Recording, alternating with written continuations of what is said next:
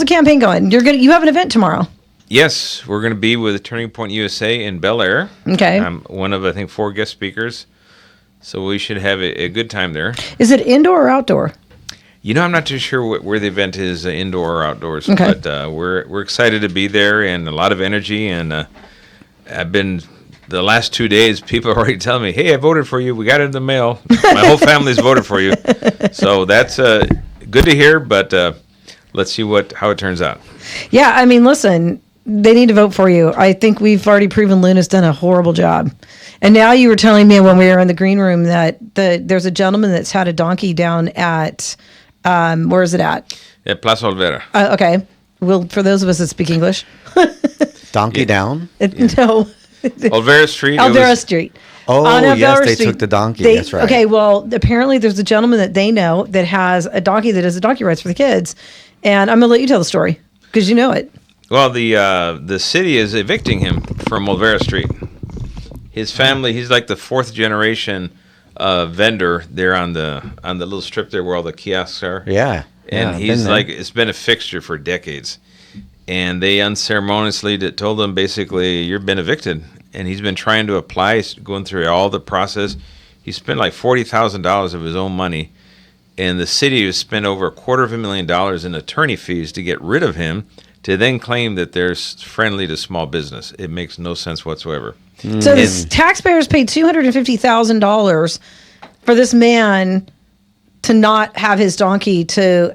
I mean, donkeys are part of the Mexican or Hispanic culture. It's a fixture in Olvera Street. Yeah, and, that's all a part of it. Yeah, and I mean, you look at the bigger picture, you just have to scratch your head and go, why on earth are they doing this? Makes no sense whatsoever. Well, especially because it's not like it's a hindrance. I mean, when you go to Olvera Street, it's got its own little street that you walk on that doesn't involve bicyclists or cars or, And that donkey is parked right at the entrance to that little street, literally. That brings people into the Olvera Street. Mm-hmm. So the rationale, they don't have any big plan to build something else. No. Everything is staying the same. They just want to get rid of the donkey. That's a crime. And then I want to bring him on the radio show. I want him to come in and talk about it because that's awful. It's awful. Well, he one-upped it. He actually made a song for us. You played it for me. Oh my gosh, it was so cool. So he is. You'll have to explain what kind of music he does. It's a traditional Mexican corrido. Okay. With mariachi music. All right. It's great. It's like, wow. It's kind of... And he freestyled it, or... I don't know how he did it. It's all in Spanish, but it sounds like it sounds totally professional. It's professionally recorded. Very nice. It's amazing. And we need to bring him on. We have to bring him on and let him talk about it. Another person that was there in that little area, the braceros. The braceros were the people who came to the country here to work, and they worked the farms. And my grandfather was a bracero, and they were evicting one of the head bracero, the offices of the braceros, right there on Olvera Street. It's right there.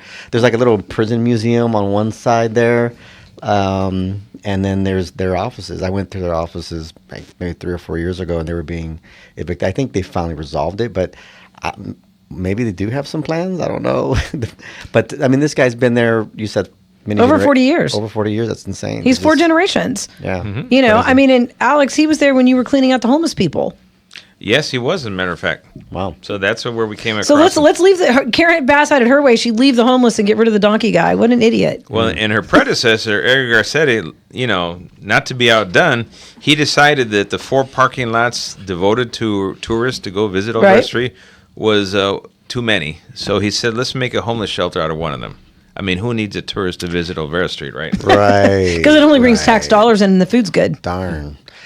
Well, I mean, like in Santa Monica, they bought all the parking structures, and they just, now the city owns them, and they said they did it so that no private owner would raise the cost. I mean, kind of like what happened at Dodger Stadium.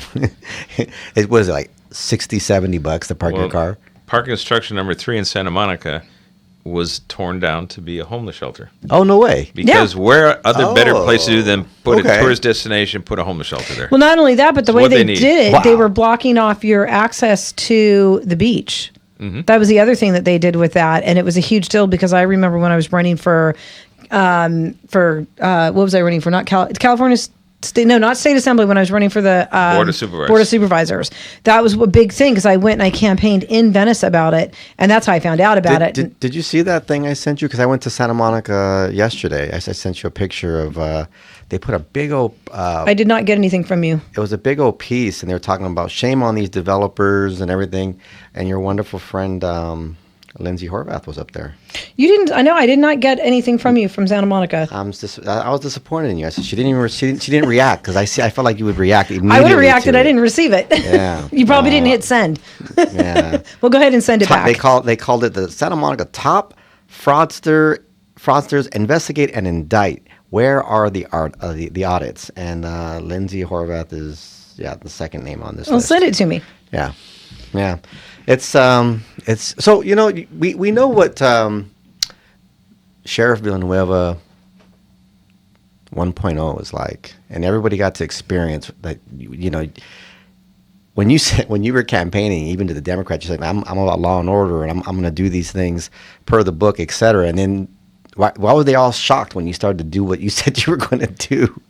And are we expecting more of it? That's another question, follow-up question. Well, interesting that when I won in 2018, I had all the endorsements in the world for the entire political establishment.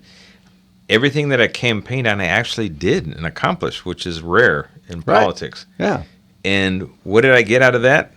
They demanded my resignation, literally. So you could talk about it. You could talk about it, but don't be about it. Is that the message you got? Well, I think in 2018, the Democratic Party hadn't gone over that final step over the edge with progressivism and the whole defund the police mantra. Mm-hmm. That happened between 2018 and 2020. And we started looking at public corruption with Peace Over Violence and Sheila Kuehl. They put two and two together and figured out, we can't have an honest sheriff in office. That's really bad for business. Yeah. It's bad it's bad for their bank accounts. Yes. So It's good for business, for small business and large business in LA County. It's bad for their pocketbooks. But overnight, all of a sudden, there's a Check the Sheriff coalition. And then all these people, they all had their hit pieces and their talking points. And everyone's running around, oh, my God, the sky is falling. This is horrible. Yeah, he's a threat to public safety. I don't know how, but like I had some people recently, speak on that, and so what they were describing was, the homeless issue. Right now, everybody knows right now the money that's supposed to be allocated towards them, it seems to just disappear. Actually, anything that we care very much about that pulls on our heartstrings tends to not get taken care of. But the money's there, so the money's going somewhere. But with the homeless, when you went to, say, Venice and the businesses there who had been suffering under, like, basically nobody wanted to go to their business because you had to go through needles and homeless people. Yeah, but people that live, even the housing, houses in the area. But where did those people go? Where did you get them off to? I mean, where'd you move them to is what everyone wants to know. We had a bunch of shelter space lined up already. Mm-hmm. That was already in use by the LA Homeless Services Authority. They had a bunch of homeless shelters lined up. And for veterans, we had the shelter for veterans in Bell that's devoted just to veterans. And then we had the West Coast Care. It's Pastor Ron Hooks. That's a nonprofit. They actually pay homeless to return to their place of origin. So it wasn't like you just said, "Look, scram, you can't be here," because that's what people tend to. Well, the media came out and said all he did was shuffle him to a different part of the town, and that in fact wasn't true. But anytime we talked to you about where you put people, they just that interview got cut off right there. So there was a plan. There was really a plan. There was a media plan to just bury you. Yeah, because they didn't want to have that information out there for people's consumption. Right, but you yourself had a plan. You had to sit down with other leaders in the community. This isn't something that you just woke up in the morning and said, "Yeah, let's go down there to Venice and just start." So I got a question for you, Alex. You were asked this at a recent, I don't know what it was. You had a group of people on stage, and it wasn't really. Was it all people running for sheriff, or just you? Or was it a group of people running for different offices? I was on stage with one of the people running for sheriff and one running for lieutenant governor. Okay, and one of the questions I asked you as the two individuals running for sheriff is the homeless problem something the sheriff's office should be dealing with?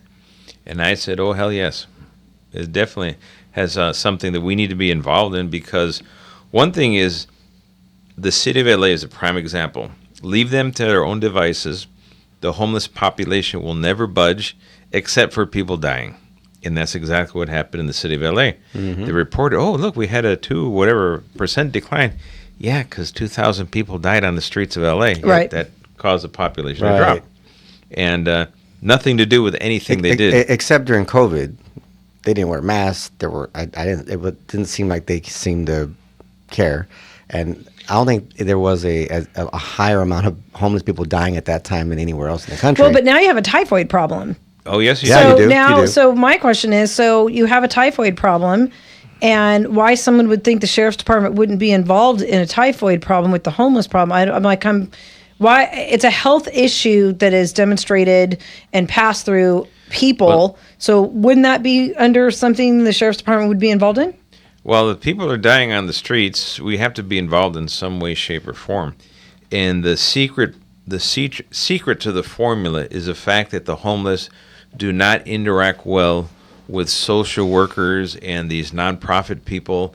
As long as they feel like they're under threat, under siege, their heads on a swivel because they're all about survival first, they're not going to interact and start resolving things that are a little bit higher on their needs. Maslow's hierarchy of needs. It's just not going to happen. When there's a presence of deputy sheriffs, they can relax. They can, okay, now I can deal with this person, and maybe we can start interacting and discussing, okay, what do you need to get on your feet? Do you need a place to stay?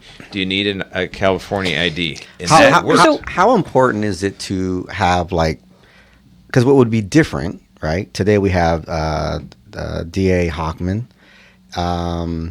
We had Gascon before. And then I hope that this Bonta character is gone. All right, but how important is it to have that leadership in the prosecutors who need to prosecute? Because wait, I have another question that'll lead into that one for a second though, because how do you feel about the sweeping of the homeless off the streets, where they just go sweep them off the street and go whatever? They just go in there and they haul out all their stuff. And that's a different question. No, it isn't, because if you are removing their stuff, it becomes a legal issue, because now they're saying that you're taking their personal effects and you're not treating them fairly. This is something. That's why I wanted to ask that question, because it does peel into how the DA is going to deal with that. Well, our 5-step protocol that we've perfected over time, we've never had a lawsuit, haven't lost anybody's property. While you were sheriff. And while I was sheriff, even before and after. But what we did when I was sheriff is we expanded the homeless outreach service team greatly. It was like four deputies, a sergeant, lieutenant. We blew it up to 28. And so we had a lieutenant, we had 2 sergeants, we had 20 plus deputies, which gave us the ability to go to places like Venice. But their 5-step protocol involves identifying a homeless encampment. There's 5 or more people on the street, doing an assessment of each individual, what their needs are, where they're at, how they got there, and all that. And then we start matching them up with the resources necessary. Okay, this person qualifies for this shelter, that person for that shelter, this person is a homeless vet. And in the case of Venice, we had 23 states represented on the sidewalk and 3 foreign countries, including 1 juvenile runaway from England that we had to get a hold of Interpol to match them and get them back to England. So it was complicated. And then we do a posting. On this date, everything is going to be gone and cleaned up.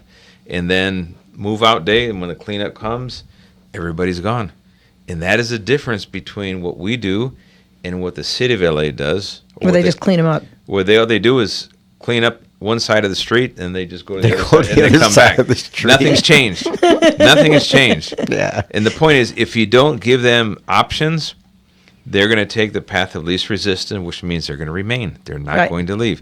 We have the ability to force them to go to shelter, mental health, substance abuse, emergency shelter, or, Plan D or 4, whatever you want to call it. Hit the bags and start walking, because this is not for you anymore. So what was your question, Don? I mean, I thought it would relate to that. No, because I feel like, I don't feel like it was very clear and obvious that, when it came to enforcement, it was almost like, it's not that big of a deal. They're not hurting nobody. Nobody's hurt. No harm, no foul. In the meantime, I mean, it's not safe. It wasn't safe to ride the train. It wasn't safe to. Still isn't. I mean, it still isn't. I mean, gosh.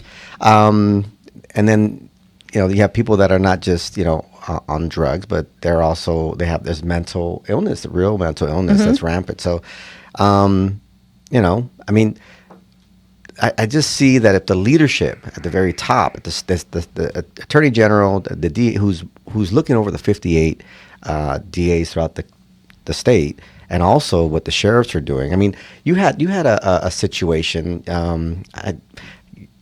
where you had to do some of your own investigation on things that were being kind of done. Are you talking about the LA County Board of Supervisors, Sheila Kuehl? Right. Like, wouldn't the top, Attorney General Bonta be looking into something like that? No, he was too busy telling her that he was into it. But wouldn't it be that person's job? And you would have support, at least the legal infrastructure of the state, to do what needs to be done. Well, here's the sad thing, and talk about bad luck. When I took office, I had the trifecta of hell of prosecution.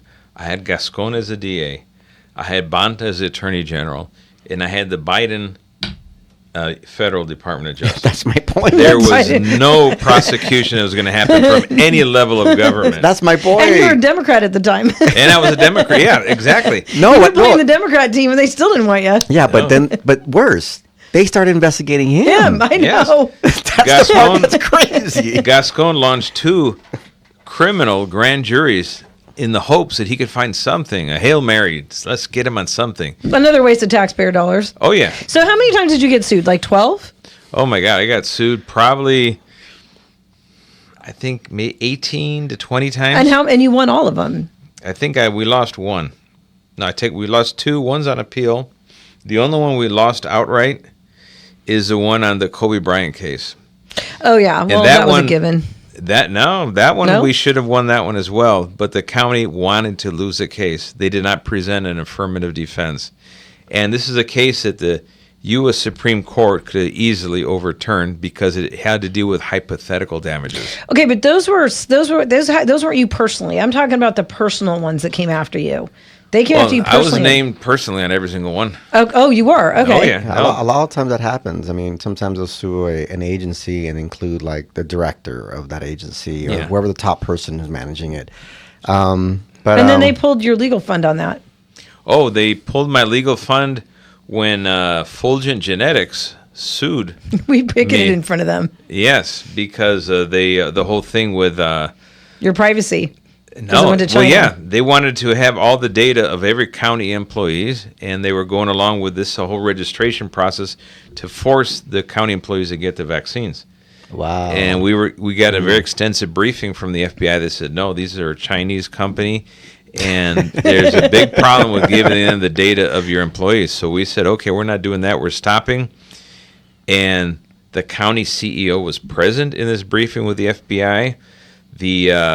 The head county counsel, Rodrigo Castro de Silva, he was present. Each one of them had their own attorney. We showed up, myself, the undersheriff, my chief of staff. We didn't have any attorneys. There was 4 attorneys for them and none for us. And the FBI wanted us there, and they called and they sent us an email detailing their concerns about Fulgent Genetics. And so after we got this 4-hour briefing at FBI headquarters, we're like, wow, okay, this is a big problem. Let's take immediate action. So we notified the Board of Supervisors. We're suspending everything with Fulgent, and we told our people, cease and desist, do not do anything with Fulgent anymore. Oh, my God, the circus that came out of that. He's lying. He's unhinged. They never even mentioned Fulgent.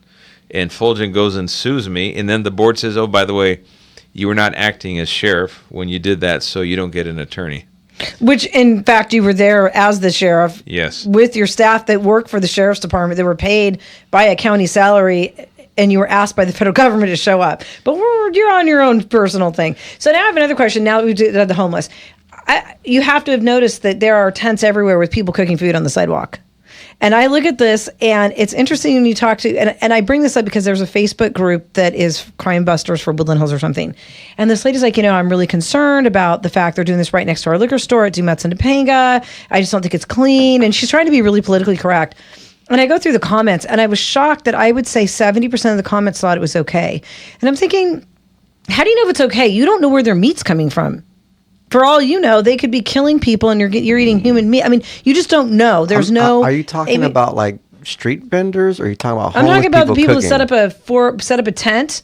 They set up a tent like they do at a farmer's market. Yeah. Well, no, street vendors are different because they usually come with carts and they usually have a permit. These people aren't permitted. They come with their little portable stoves like they do at farmers markets, and they just set up on any corner. They're now like everywhere. They set up. I mean, look, I grew 10 up by in 10 the tent. city of LA. You know, a hot dog with a bacon wrapped around it. I mean, it's just. Yeah, but those are not. That's not you what I'm talking about. Well, we were in the sheriff's department. We were often, especially when Gloria Molina was supervisor. Mm-hmm. She always had a fight going on with street vendors, and there was a lot of back and forth between them. We were caught in the middle, like just trying to referee, the conflict. So our best solution was, if a street vendor wants to comply with whatever county rules is great, do that if that's what the county wants to permit. However, do not set up your 2 shop minutes. where it's going to conflict with brick and mortar businesses doing the same thing. Well, these ones are on the sidewalk. They're blocking the sidewalk. So if you are a handicapped person in a wheelchair or whatever, you can't get down the sidewalk. That's the first thing. The second thing is these people don't have hand washing areas. They don't have bathrooms. No. They're on a sidewalk. They're blocking a right of way, and they're not permitted. The health department is not managing these people in any way, shape, or form. So where does the sheriff's department come in on that on county proper? City, when state. It comes basically on community complaints, if the community complains about it, they're the one that 1 minute. They'll generate the complaint and we'll investigate it. And if there's a law that can be enforced, we will enforce it. And again, but then you got competing things going on here at the same time. So that's where we got to protect our brick and mortar vendors. Right. Those are the ones that are most generous because they got to pay all the taxes, go through all the hoops, all the regulations. And they have to have an pay A. all the permits. And they have to have an A. No, they don't have. Yeah, okay. They had something called the health department. We don't have vermin. Right. All right, well, that's a hard break. That was a quick, fast half hour. We'll be right back with Alex Villanueva on Jeffy Said What? With AM 870 The Answer and Don Moreau. Talk to you in a minute. Don't go anywhere. Sir. And we are back. So we have some social media tags that we have to look after, and one of them is Alex Villanueva 33. Is that what it is? Is that your? Yes. Yeah. So go and follow that, and you need to donate, even if it's $5. We need to get him reelected. You need to get his yard sign up in your yard. Yes, I see a finger at me. Yeah, the website is alexvillanueva2026.com. Okay. There you can donate. Okay, that's where you can donate. All right. Well, is your website also on your handle on Instagram? Instagram is Sheriff Villanueva 33. Right, but is your website on that as well? Yes, I think the so you link's have a in the link on it? bio. Okay, yeah. All right, so we need to make sure that you can donate. You can get a bumper sticker. You can put your yard sign in. We're picking up a bunch of yard signs tomorrow. We're going to meet Alex in Beverly Hills at your event tomorrow to grab some of those yard signs so we can get them placed out in Calabasas, Woodland Hills, Malibu. Dawn's going to stick them out by mid-city, downtown Mid-city LA. all the way to South Central LA. Yep. So we're looking for Very cool. We're going to pick up 50 yard signs for him. So if you want to volunteer, you can also reach out to alexvillanueva2026.com. They need volunteers if you want to knock on doors and you want to tell them how great he is as sheriff. In fact, Yes? May 9th, we're going to do our first door knock, big one. So sign up between now and then, and we'll send out the information where to be. Okay. And what is that? A Saturday? Saturday. Okay, Saturday. cool. Saturday. That's next week. Yes. Next Saturday. Okay, very cool. Very cool. So what is it you want to do? What do you want people to see about you being sheriff now that we've had Luna for 4 years? Well, one thing, you want to see a fully staffed sheriff's department. Right now, it's in the toilet. How else do we explain losing 30% of the department? Well, not only that, they've had 12 suicides now since he took office? 16. 16. Wow, that's And the last horrifying. one was 2 weeks ago? March 26th. A young lady, Gina Henderson, 23-year-old, took That's her life. young. And the sad thing is that for the first time in the history of the department, the sheriff concealed the death. Did not even notify the employees of the department. Did not do any in memoriam, nothing. Why? Concealed it. So I'm trying to understand. So these are folks that just under the I don't know, it's the daily pressures of work as a big.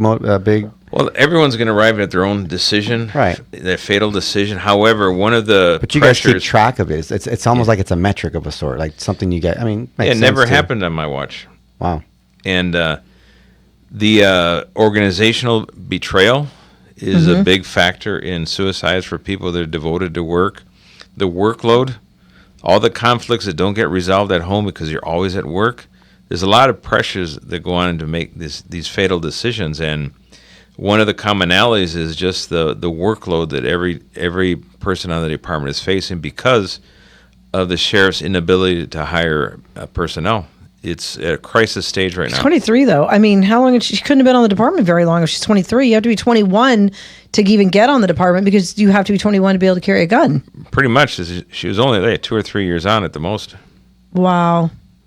What do you think about the case? Because were you sheriff when the guy fell asleep at the wheel and mowed over like 23 sheriffs? It was my last month in office. Okay.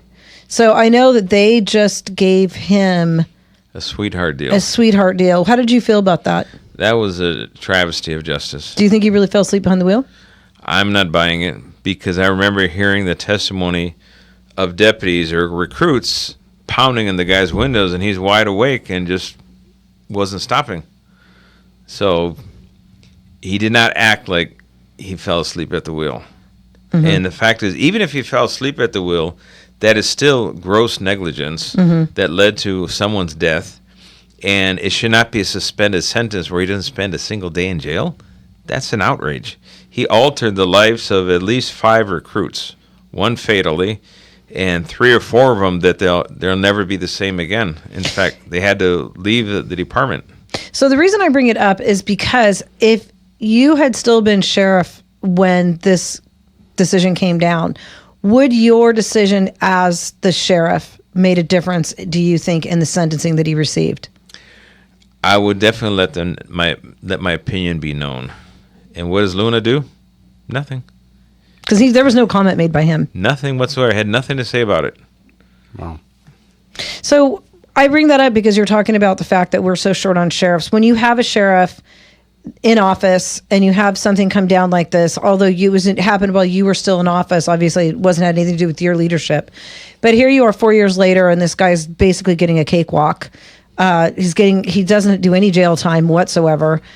That damages people wanting to be on the sheriff's department, because as a citizen, if I were going to go out for the law enforcement, I would say, well, they don't really have this one's back. This guy mowed over a bunch of people that were in training in the academy at the time, and the guy got a cakewalk. Yeah, he faced no consequence whatsoever. And sad, too, is the fact that the Board of Supervisors has refused to fix the department's track at Whittier. It's unincorporated Whittier. It's on Telegraph and Colima. And there's a track that used to be the Monte Vista High School that the academy took over back in the mid-'80s. Mm-hmm. And that track is pothole, muddy. They tried to make something else out of it, like some park, but they were robbing the facility of the necessary athletic place to do, training. So when you can't do that on the track, guess where you go? You're on the street. Mm-hmm. Why would you put recruits on the street to do their exercise? That just makes no sense to me. Well, it's something we've done historically for going back since I was in the academy at Whittier. I was one of the first classes there. And it's just the track is in very poor conditions, especially after a rain. You basically can't use it for weeks on end. But you still got to do all the training, the physical training with the recruits. Yeah, you guys have, I went to the station that's there off the 60. I guess you get off, is it East LA? Atlantic. That'll be East LA station. Yeah. And I went there because they had that, I guess that's where the people were stationed. They had that bomb explosion, remember? It was like it was an accidental situation early in the morning. Yes. I mean, I don't know. Did you ever find out whatever came from that? Is it just a freak accident? And then, I mean, Luna was all over that one with, tears and all this stuff, and he was in the media. Yeah, but I haven't seen him show up for any of these suicides. I mean, he showed up for 1 or 2, and that's it. I mean, I didn't know there were 16. That's just horrifying in 4 years that you've had 16 officers take their own lives. That leads the entire nation. I mean, number 2 is not even close to that. That's insane. Well, I went 4 years with about 1. Yeah. My predecessors maybe had 1. This is something that happens like every 5 to 10 years on the department. And this guy got 16 in 1 year. Right. One term. In one term. I mean, and people want to reelect this dude. It's like talking to me. I mean, he could not inflict more damage to the department than he has already done. He's basically surrendered the independence and authority of the sheriff to the Board of Supervisors, everything that he touts as reform is not. It's like you go to Universal Studios, the Hollywood lot, and you have all these facades. That's all they are. There's nothing behind them. That's crazy. But a bunch of 2x4s propping up the wall. Right. That is his reforms. You look at everything, it's hollow. There's no substance to it. So let's say you get elected in June. When would you start office? If we win outright in June, that'd be incredible. But the term is officially the first Monday in December at high noon. Okay, so let's say you win. We hope you win. December, you take over. How soon can you fill the department with the 10,000 before the Olympics? I know it sounds like an outrageous question, but you were so beloved and you had taken the department so high. Realistically, we are so behind in law enforcement for the Olympics. We're really kind of screwed. Well, this is something voters need to understand. Him in office means the death of the sheriff's department. It'll be gone. It will not survive 4 more years. It's going to implode. Every single contract city is going to be forced to hire private security. They're not going to be able to come up with enough cops. That's happening right now. I was going to say, I see it already. Yeah, it's already happening. I was in downtown, got into with a homeless person on a business lunch, and they had these I don't know what to call them. I wasn't sure how official they were or not, but they had bikes. Oh yeah, and they have the yellow vest. Yeah, I know who you're talking about. Yeah. It's like the green shirts on the trains and buses. I was like, what is this? But no. The moment he is no longer in office, or is his end of term is known, that very moment, the switchboards on the recruitment is going to light up. And people are going to start applying it in. He is the singular obstacle to getting an department to full staffing. The board started the problem when they did the hiring freeze back in 2020. They did it just because they wanted to inflict political damage. There was no legitimate reason. They were sitting on a $2 billion budget surplus at the time. It wasn't, we need the money. No. It was just, let's basically screw with the sheriff and inflict as much harm as we can. And that killed the entire candidate pool. The stream of candidates applying. Well, not only that, but we had, how many people did we talk to, Don, that were leaving the LA County Sheriff's Department and they were going to Bianco. They were going to they're going Riverside. They were going anywhere but San Bernardino. They were going to Ventura County. They were not staying in LA. Yeah, I think a young blood in Ventura County. He had TV ads saying, "Hey, you're welcome in our county." We were surrounded by 5 counties that had no vaccine mandate. Right. I mean, you want to talk about a perfect storm.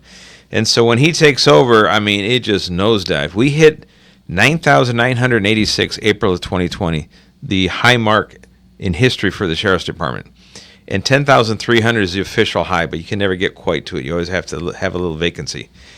Now it's sitting around 7,000 and change. The last time we interviewed you, you were at 8,000. Now it's 7,000 because he's bragging. I just heard him on Fox last week. Oh, we got classes with 40 recruits in them. 40 recruits? What are you doing with 40 recruits? They should be 200. Is he saying it as a complainer? Like, no, he's saying it's great. He was actually... He's proud of it. He's proud of it that he's got 40. No, we're supposed to be 85 plus per class. Right. It's supposed to be twice as many classes.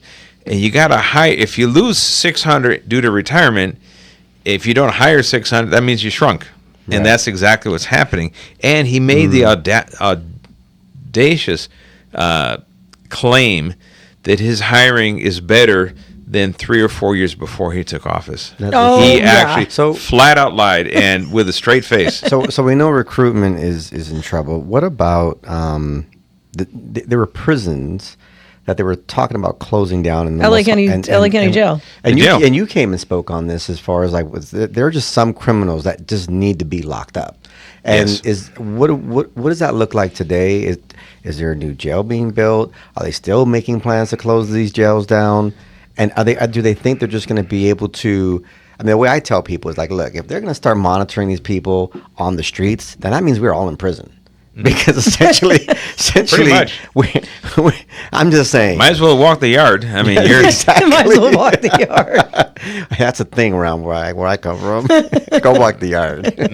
No, it's true. We already have an open air asylum, and that's called the homelessness. Yeah, and that is without adding 4,500 of the nation's most dangerous inmates there. Men's Central Jail has 1,000 single man cells. And these are to put the most dangerous of the dangerous that are immediate threat to everyone else, including other inmates. But somehow they think that they can put an ankle bracelet on them, and they can use their home or wherever they live or whatever, their uncle's or someone's house to Still deal drugs. to monitor them. No, I mean, to reform them. I mean, I'm being dead serious. If you put an ankle monitor on a drug dealer and say, go home, he's like, cool, I got an ankle monitor, I can still keep working. You know what? They're smoking some powerful stuff, Yeah. and they refuse to accept reality. They hired not one, but two separate consultants, spaced out about a year apart, to study closing Men's Central Jail. Both consultants told them, you cannot close it without a replacement. And they ignored him and said, no, let's set aside $40 million to the jail closure implementation team. They have no control of who gets arrested, who gets prosecuted, who stays in jail. That's the authority of running the jails is vested solely on the sheriff, nobody else. But they've somehow made themselves believe that they can control the population of the jail. They even have a jail population something. They have all these fancy titles for things they have absolutely no authority over whatsoever. And they still go at it thinking, oh, well, we're just going to shrink the population here and we're going to have less people arrested. I find it fascinating that we're extending the length and the size of the Well, what is it, the center? I forgot the conference center or something. What is it? Oh, the LA Convention Center. Yes, the convention center. Thank you. I was like, so we're wow. expanding the convention center, and that with the money that they're putting into that, we should be building another jail. Have you noticed that they never talked about how many conventions they're booking at the convention center anymore? That place is empty most of the time. Let's just make that a jail.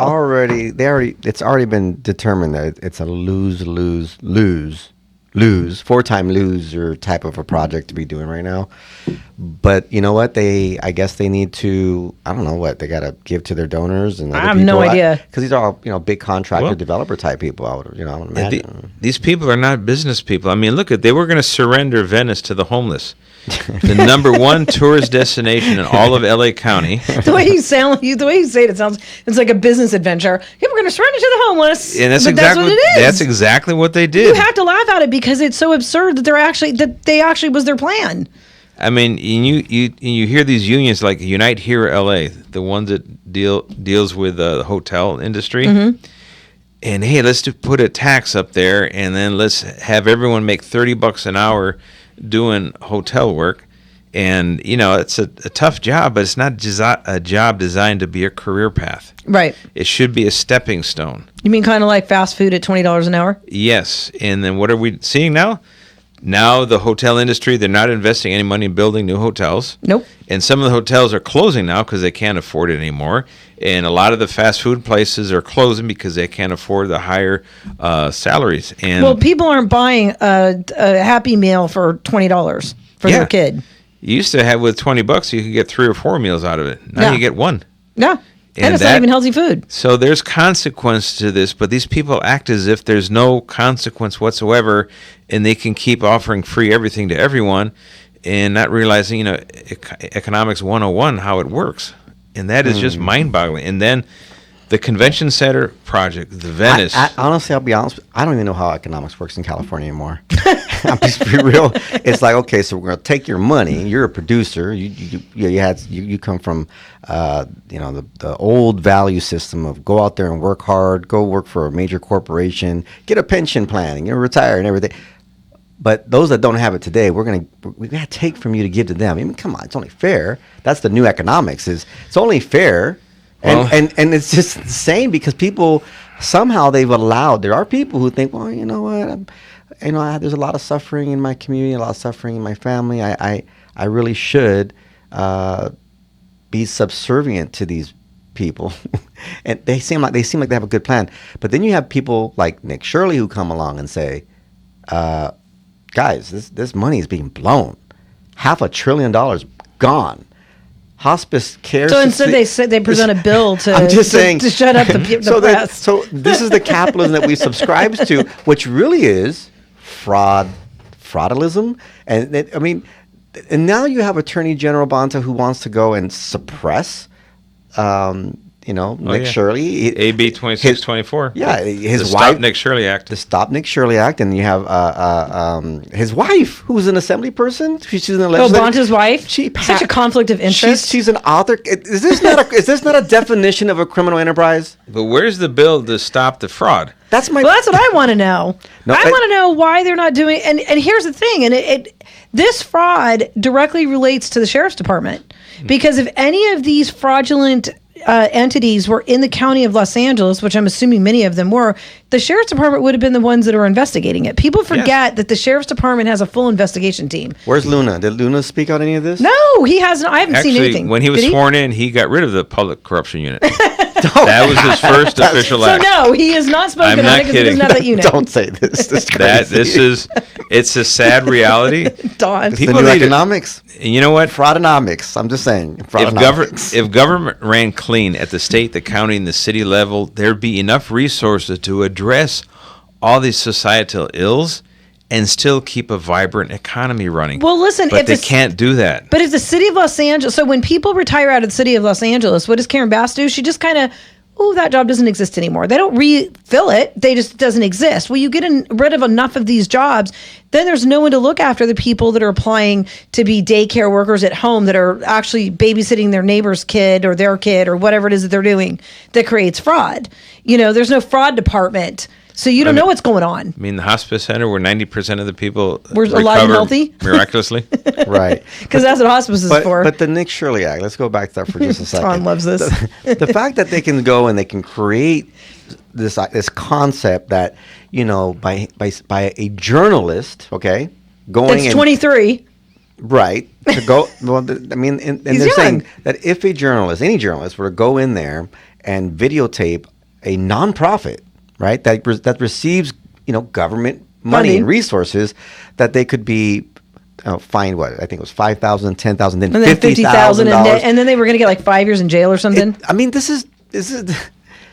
We don't want to keep that drug dealer in jail, but we're going to put the guy over here that's solving problems in jail. Right. But the fact that they believe they can do it is crazy. It is so unconstitutional at face value. Right. That's my point. If you have the right to be where you're at, you're entitled to film anything. Look at every single fool that's, film the police. Everybody wants to film the police. Well, great. As long as you have a legal right to be where you're at when you're filming, knock yourself out. It's yours. Right. You don't have an expectation of privacy. How do you think elections are going to go this time around with so many people's eyes on California? And we just had the redistricting case that the Supreme Court ruled on recently, right? I forget. How did they rule on it? It was so under the rug. I didn't hear anything about it. They ruled on one that I think safeguarded was in Virginia, the state of Virginia. Yes. Mm-hmm. I think it was the one that it ruled against the Democratic plan. Yeah. And essentially, they were able to redistrict communities based on like race and things like this.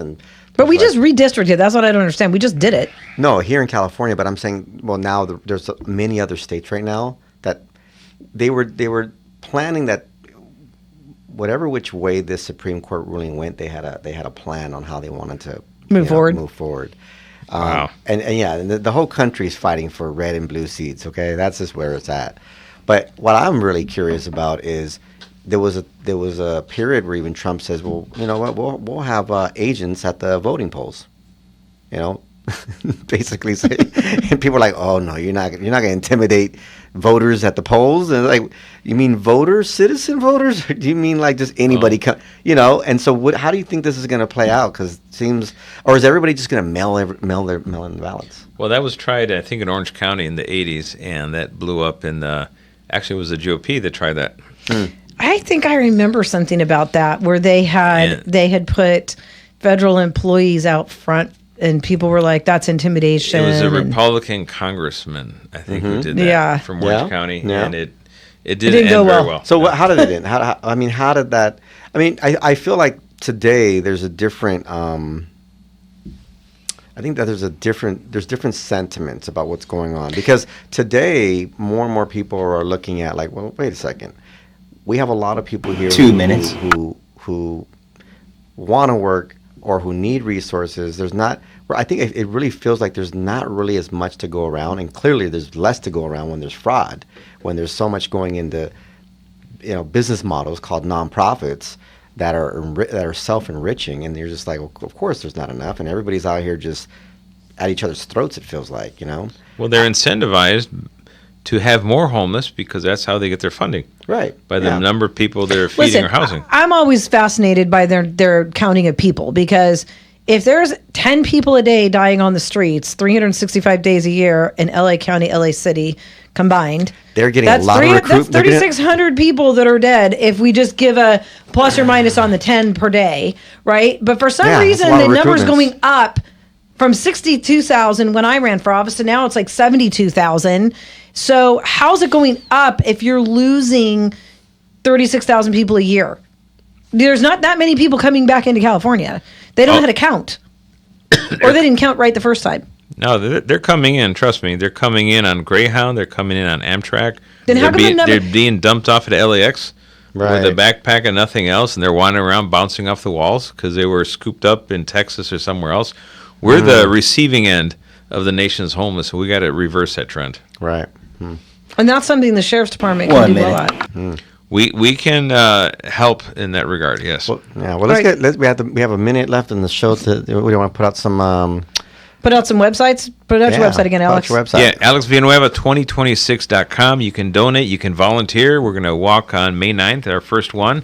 So get involved, folks. The only way we're going to save public safety in LA County is getting Luna out of office day before yesterday. And getting our Sheriff's Department back on our trains. That's right. Yes. All right. Well, that's Jeffy Said What on AM 870 The Answer. And if you've got mosquitoes, we've got the answer. Go to www.mosquito.us. Order your products today. Put in Nature 10. Get a 10% discount. And we'll see you guys all next week. Alex, we will have you on a couple more times before the June election because we want to get you elected. And we do support you. And you are endorsed by Jeffy Said What and Don Monroe. Oh, thank you all. You're Appreciate welcome. that. Wish we'd known we'll blow